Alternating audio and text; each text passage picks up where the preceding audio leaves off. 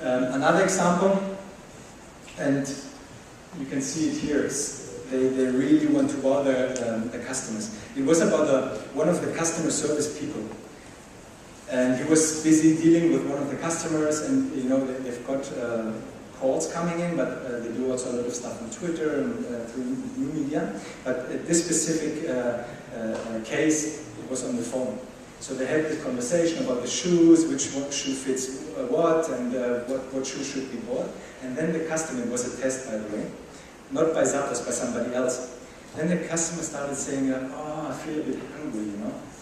Can you order me a pizza? And now we're talking about Zappos, salesperson, giving advice to a customer who wants to buy shoes. What did you do? Yes, how can I help you? What toppings? Pizza with the mushrooms and salami or whatever? The pizza was ordered through Zappos and delivered to the customer. And this says a lot, right? Okay. It's all about building a business with values, stick to these values, and get the right people on board. Once you have the right people on board, you don't need to care about policies and guidelines. They don't have policies and guidelines. The only thing every customer service guy and also every employee needs to know is wow the customer. I don't care how. Wow him. Make him feel good. Make him feel special. I don't need to tell you what to say if a customer says A, you need to see B and say B and so on. And that's really powerful. And I believe this is where we need to be someday. So think about culture.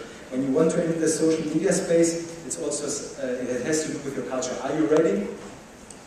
Do you know yourself? By the way, a lot of businesses I've dealt with over the past few years, it was astonishing to me, but they didn't really know what business they're in. Who their real customers are, what their real USP is, what their brand values are, and what they stand for. And that's kind of scary. So make sure you understand yourself, your DNA, and only then start going out.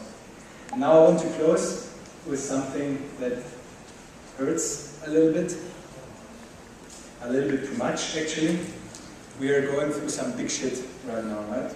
And even if I'm born outside and I grew up outside of Greece, it really feels weird to read all of this negative press and see what happens and what's going on.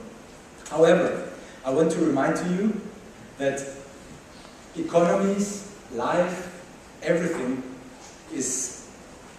are cycles. So we're going through a cycle. We are at a very problematic phase right now, but there will be times where things will get better.